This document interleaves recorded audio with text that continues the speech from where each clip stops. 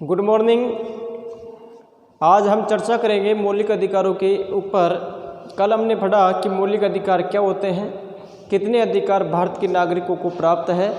तो देखिए, हमने चर्चा की मौलिक अधिकार क्या होते हैं। तो ऐसे अधिकार जो नागरिकों के सर्वांगीण विकास के लिए संविधान द्वारा प्रत्येक नागरिक को प्रदान किए जाते हैं, मौलिक अधिकार कहलाते हैं। और ये अधिकार वाद योग्य होते हैं। राज्य का जो सरकार भी इसमें हस्तक्षेप नहीं कर सकती। प्रारंभ में जब हमारे देश का संविधान लागू हुआ तो भारत देश के सभी नागरिकों को 7 अधिकार प्राप्त थे, लेकिन वर्तमान में भारत के प्रत्येक नागरिक को 6 अधिकार प्राप्त है। संपत्ति का अधिकार जो भारत के प्रत्येक नागरिक को प्राप्त था, उसे 44वां संविधान संशोधन 1978 के द्वारा हटा दिया गया और उसे अनुच्छेद 300A में सम्मिलित करके कानूनी अधिकार का दर्जा दिया गया। देखिए बच्चों, बात आती है कि भारतीय संविधान में मौलिक अधिकारों का प्रावधान कहाँ पर किया गया है। तो अनुच्छेद 12 से लेकर 35 तक भारतीय संविधान के भाग 3 में मौलिक अधिकारों का प्रावधान किया गया है। तो देखिए, हमारे देश के नागरिकों को वर्तमान में 6 अधिकार प्राप्त है। तो सबसे पहला जो अधिकार था उस पर हम चर्चा करते हैं कि पहला अधिकार कौन सा प्राप्त है। समानता का अधिकार प्राप्त है। समानता का अधिकार कहने का मतलब कि प्रत्येक व्यक्ति भारत में किसी भी जाति के हो, किसी भी धर्म के हो, वो कानून हो, चाहे अन्य क्षेत्र हो, शिक्षा का क्षेत्र हो, रोजगार का क्षेत्र हो, प्रत्येक क्षेत्र में संविधान की दृष्टि से समान होंगे। किसी प्रकार का उनके साथ भेदभाव नहीं किया जाएगा। समानता का अधिकार का मतलब है, कहने का मतलब समतामूलक शोषण रहित समाज की स्थापना करना। तो देखिए, समानता का अधिकार, इसका वर्णन कहाँ से लेकर कहाँ तक है। अनुच्छेद 14 से लेकर 18 तक समानता के अधिकार का प्रावधान कहाँ से लेकर कहाँ तक है।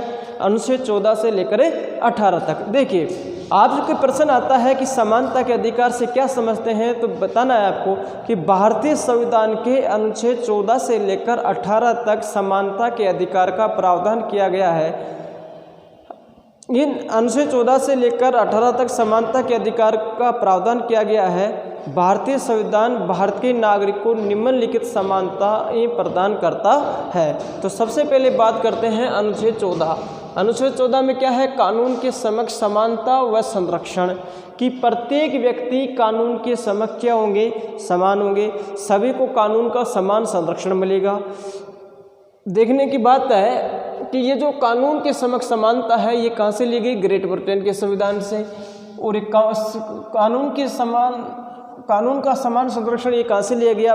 USA के संविधान से। आगे बात आती है अनुच्छेद 15 में क्या है। जाति, धर्म, वंश, लिंग के आधार पर भेदभाव नहीं।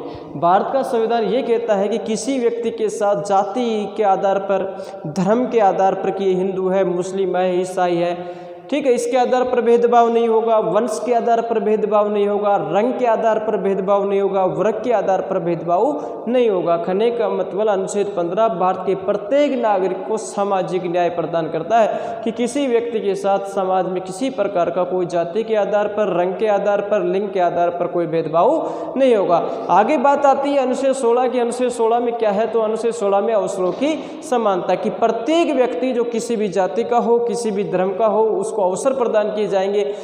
बस शर्त ये रखी गई कि उस अवसर को प्राप्त करने के लिए, उस रोजगार को प्राप्त करने के लिए, उस नौकरी को प्राप्त करने के लिए उसमें योग्यता होनी चाहिए।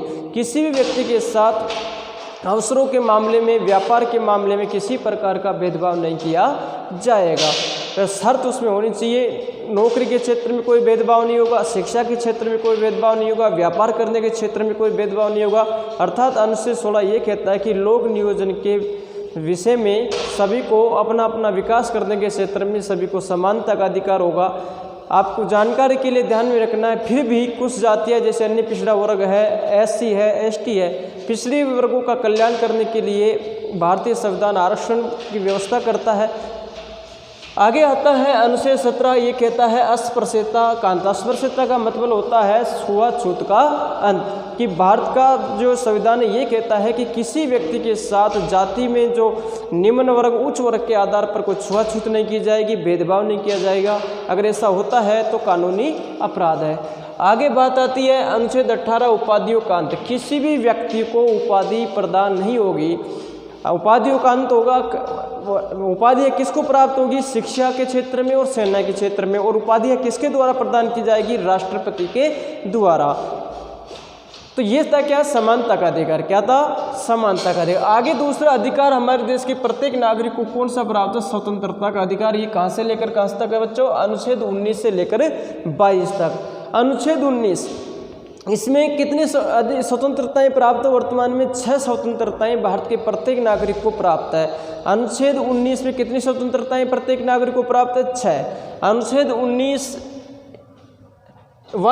या ये बोल दो, बी बोल दो, सी बोल दो, या क बोल दो, ख बोल दो, ग बोल दो, कोई किसी प्रकार की दिक्कत नहीं है। या 19(1) बोल दो, 2 बोल दो, 3 बोल दो, 4 बोल दो, 5 बोल दो, 6 बोल दो। तो देखिए अनुच्छेद 19(1) विचार एवं अभिव्यक्ति की स्वतंत्रता, अर्थात इसमें ही प्रेस की स्वतंत्रता को सम्मिलित किया गया है।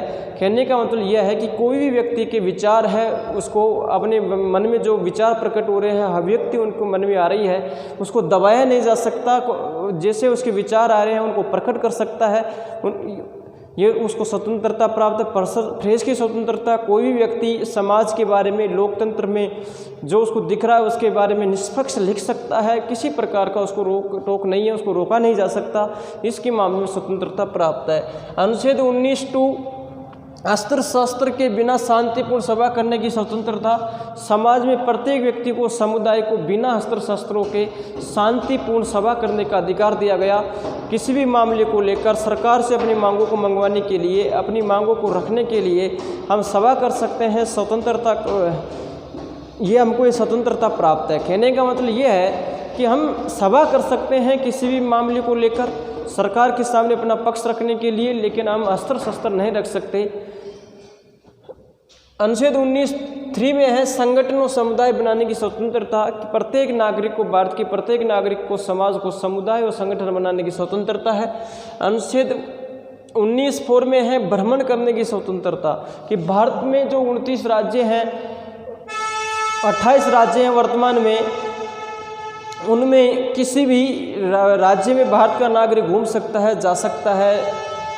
ये स्वतंत्रता भारत के प्रत्येक नागरिक को प्रदान की गई है। अनुच्छेद 19(5) में है भारत के किसी भी राज्य में निवास करने की स्वतंत्रता। भारत का व्यक्ति किसी भी राज्य में जाकर रह सकता है, निवास कर सकता है। देखिए बच्चों, ध्यान रखने की बात है, ये अधिकार पहले जम्मू कश्मीर राज्य भारत का एक ऐसा राज्य था जिसमें घूमने की, जाने आने की तो स्वतंत्रता थी, लेकिन भ्रमण करने की स्वतंत्रता नहीं थी। और भ्रमण करने की स्वतंत्रता तो थी, लेकिन निवास करने की स्वतंत्रता नहीं थी। लेकिन धारा 370 और अनुच्छेद 35 ये हटने के बाद जम्मू कश्मीर भी भारत का ऐसा राज्य बन गया जहाँ पर भारत का कोई भी व्यक्ति जा सकता है, वहाँ पर बस सकता है, वहाँ निवास बना सकता है। आगे बात आती है अनुच्छेद 19(6) आजीविका चलाने की स्वतंत्रता। आजीविका का मतलब कोई भी व्यक्ति अपना जीवन यापन करने के लिए किसी भी प्रकार का कार्य कर सकता है, व्यापार कर सकता है या कोई अन्य कार्य कर सकता है। तो ये 6 प्रकार की स्वतंत्रताएं अनुच्छेद 19 में प्रदान की गई है। आगे बात आती है अनुच्छेद 20 अपराधों के लिए दोष सिद्धि के विषय में संरक्षण। मान लीजिए कोई व्यक्ति है, उसने कोई अपराध कर दिया, मान लीजिए कोई व्यक्ति है, उसने कोई अपराध कर दिया, तो अपराधों के लिए दोष सिद्धि के विषय में संरक्षण। इसका मतलब यह है कि कोई व्यक्ति, मान लीजिए उसने क्या कर दिया, अपराध कर दिया है, वो अपराधी है और उसका अपराध न्यायालय में सिद्ध हो गया, तो उस स्थिति में उसको क्या क्या स्वतंत्रताएं दी गई है? तो देखिए, उसको 3 स्वतंत्रताएं प्रदान की गई है। नंबर 1 कि एक अपराध के लिए किसी व्यक्ति को एक बार सज़ा सुनाई जाएगी। अगर किसी व्यक्ति ने कोई अपराध किया है तो उस अपराध के लिए उसको एक बार ही सज़ा सुनाई जाएगी। दूसरा, अगर कोई अपराधी ने अपराध किया है तो उसको जिस समय जो कानून बना हुआ था, जिस समय उसने जो अपराध किया था, उस समय जो कानून बनाया गया था, उस कानून के अनुसार उसको सज़ा सुनाई जाएगी। तीसरा, स्वतंत्रता अपराधी को ये प्राप्त है कि उसको खुद के खिलाफ गवाह देने के लिए बाध्य नहीं किया जा सकता। जैसे मान लीजिए प्रशासन है, पुलिस है, उसको पीट कर, उसको ज़बरदस्ती उस पर दबाव डालकर ये कहे कि तू इस अपराध को कबूल कर ले, तो ऐसा नहीं है। तो अनुच्छेद 20 में क्या है बच्चों, अपराधों के लिए दोष सिद्धि के विषय में संरक्षण है। इसका मतलब यह है कि मान लीजिए कोई व्यक्ति है, उसने अपराध कर दिया और उसका अपराध सिद्ध हो गया, तो उसको 3 प्रकार की स्वतंत्रताएं हैं कि एक अपराध के लिए उसे एक बार ही सज़ा मिलेगी, जिस समय जो अपराधी ने अपराध किया था उस समय जो कानून है उसके अनुसार सज़ा मिलेगी। कहने का मतलब ऐसा नहीं होगा कि उस अपराध किया उस समय अलग कानून था, बाद में जाके उस कानून में परिवर्तन हो गया, तो परिवर्तन कानून के अनुसार सज़ा नहीं मिलेगी। उस व्यक्ति ने जिस समय जो अपराध किया था उस अपराध के अनुसार उसको सज़ा मिलेगी। और तीसरा, किसी व्यक्ति को अपने खिलाफ गवाह देने के लिए बाध्य नहीं किया जाएगा। आगे देखिए अनुच्छेद 21, जीवन और व्यक्तिगत स्वतंत्रता का संरक्षण। कहने का मतलब यह है कि प्रत्येक व्यक्ति को अपने जीवन जीने के लिए व्यक्तिगत स्वतंत्रता का अधिकार प्रदान किया गया, उसके अनुसार वो अपना किस प्रकार से भी जीवन यापन कर सकता है। प्राण एवं दैहिक स्वतंत्रता का अधिकार जिसको कहते हैं, अपने प्राण और शरीर की रक्षा के लिए करने की प्रत्येक व्यक्ति को स्वतंत्रता का अधिकार प्रदान है अनुच्छेद 21 में। और आपको समझने की बात है कि भारतीय संविधान में अगर मान लीजिए भारत में क्या लग जाए, आपातकाल लग जाए, अनुच्छेद 352 लग जाए, तो उस स्थिति में पूरे मौलिक अधिकार समाप्त हो जाते हैं। और अनुच्छेद 20 और 21 ऐसे अधिकार है जो आपातकाल में भी प्रत्येक व्यक्ति को प्राप्त होते हैं। आगे देखिए अनुच्छेद 22 में हमको कौन सी स्वतंत्रता का अधिकार प्राप्त है, बंदीकरण में संरक्षण। मान लीजिए कोई व्यक्ति है, उसने अपराध कर दिया और वो गिरफ्तार हो गया, और गिरफ्तार करने के बाद में उसको क्या क्या स्वतंत्रताएं प्रदान की गई है। तो उसको क्या क्या स्वतंत्रताएं प्राप्त की गई है। पहला, गिरफ्तार व्यक्ति को बंदीकरण का मतलब गिरफ्तार, अगर मान लीजिए कोई व्यक्ति गिरफ्तार हो गया अपराध करने के बाद, तो बंदीकरण में संरक्षण। इसका मतलब यह है कि गिरफ्तार किए गए व्यक्ति को बंदी बनाए जाने का कारण जानने का अधिकार है। बंदी बनाए गए व्यक्ति को बंदी क्यों बनाया गया, उसको किस अपराध के में बंदी बनाया गया है, गिरफ्तार किया गया, ये उसको जानने का अधिकार है। अपने पसंद का अपना, मान लीजिए उसने अपराध किया है, गिरफ्तार हो गया, तो वो अपनी पसंद का वकील कर सकता है बचाव के लिए। और अंतिम बंदी बनाए गए व्यक्ति को जो स्वतंत्रता प्राप्त है, संरक्षण प्राप्त है, वो ये है कि उसको 24 घंटे के अंदर न्यायालय के समक्ष या मुख्य न्यायाधीश के समक्ष पेश किया जाएगा। ये अनुच्छेद 22 में प्रावधान किए गए हैं। आगे बात, तीसरा अधिकार है शोषण के विरुद्ध अधिकार, अनुच्छेद 23 और 24 में। शोषण के विरुद्ध अधिकार का प्रावधान बच्चों कौन से अनुच्छेद में है, अनुच्छेद 23 और 24 में। तो देखिए अनुच्छेद 23, मानव के क्रय विक्रय बेगार प्रथा पर रोक। इसका मतलब ये है कि पहले क्या होता था कि ये जो पैसे वाले लोग होते थे, पूंजीपति लोग होते थे, वो क्या करते थे, दास बना लेते थे, लोगों को पैसों में खरीद लेते थे इससे, और उनका जबरदस्ती उन पर कार्य करवाकर उनका शोषण करते थे, खरीद फरोख्त करते थे। तो ऐसा नहीं होगा, ऐसा होता है तो कानूनी अपराध है। उसको अधिकार है कि अगर उसका कोई व्यक्ति उसको बेच रहा है, खरीदने का प्रयास कर रहा है, तो शिकायत कर सकता है, उसको ऐसी स्वतंत्रता है। बेगार प्रथा पर रोक, इसका मतलब यह है कि कोई भी व्यक्ति पर किसी व्यक्ति का ऐसा अधिकार नहीं होगा कि जो उसे ज़बरदस्ती उसकी इच्छा के विरुद्ध उसे कार्य करवाए। बेगार कहने का मतलब कोई व्यक्ति उस पर दादागिरी लगा के उसको पकड़ के कार्य करवाए, और जो उस कार्य करने की उसको इच्छाएं नहीं हो, तो इस प्रकार की स्वतंत्रता उसको प्राप्त है। अनुच्छेद 24, बाल श्रम का निषेध। इसका मतलब यह है कि भारतीय संविधान का अनुच्छेद 24 ये कहता है कि भारत में ऐसे बालक या बच्चे जिनकी आयु 14 वर्ष से कम है, वो किसी प्रकार का कठिन कार्य में लिप्त नहीं होंगे, कठिन कार्य नहीं करेंगे, ऐसा अनुच्छेद 24 में है। आगे देखिए, हमारे देश के नागरिकों को अगला अधिकार प्राप्त है धार्मिक स्वतंत्रता का अधिकार। इसका प्रावधान कौन से अनुच्छेद से लेकर कौन से अनुच्छेद तक है, 22 से 28 तक। तो देखिए कैसे लिखना है, हमारे देश का जो संविधान है, अनुच्छेद 22 से 28 तक प्रत्येक नागरिक को धार्मिक स्वतंत्रता का अधिकार का प्रावधान करता है। इसमें भारत के नागरिकों को निम्नलिखित धार्मिक स्वतंत्रताएं प्रावधान की गई है।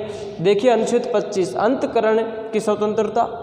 धर्म के प्रचार प्रसार करने की स्वतंत्रता ये भारत के प्रत्येक नागरिक को प्रदान की गई है। कोई भी व्यक्ति किसी भी धर्म को अपना सकता है, किसी भी धर्म का प्रचार प्रसार कर सकता है, अंतकरण उसको उस धर्म के आचरणों को, विचारों को, उस धर्म के सिद्धांतों को अपने मन में अपना सकता है, अपने हृदय में संजोए रख सकता है, किसी भी धर्म का प्रचार प्रसार कर सकता है। और सिख धर्म के जो लोग कृपाण धारण करते हैं बच्चों, वो भी अनुच्छेद जो 25 है उसके अनुसार ही धारण करते हैं।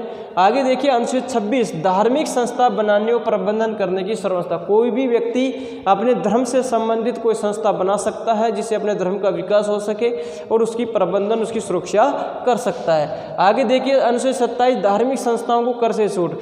भारत में किसी भी धर्म की कोई धार्मिक संस्था होगी, चाहे हिंदू हो, मुस्लिम हो, सिख हो, ईसाई हो, सभी धार्मिक संस्थाओं को कर देने से छूट दी गई है। या अनुच्छेद 27 में ये भी प्रावधान किया गया है कि कोई भी व्यक्ति अपने धर्म के विकास के लिए कर दे सकता है, चंदा दे सकता है। आगे देखिए अनुच्छेद 28 राजकीय शिक्षण संस्थाओं में धार्मिक शिक्षा पर रोक, कि जो राजकीय शिक्षण संस्थान है उसमें धार्मिक शिक्षा नहीं दी जाएगी। क्यों नहीं दी जाएगी? क्योंकि धार्मिक शिक्षा से बच्चों में सांप्रदायिकता की भावना का उद्भव होता है, द्वेषता की भावना पनपती है। इसलिए राजकीय शिक्षण संस्थाओं में धार्मिक शिक्षा पर रोक लगाई गई। कब तक रोक लगाई गई? जब तक बालक वयस्क न हो जाए, जब तक वह धर्म के बारे में समझना नहीं सीख जाए, जब तक। तो देखिए आज हमने कितने अधिकारों का समझा, 4 अधिकार हमने पढ़े।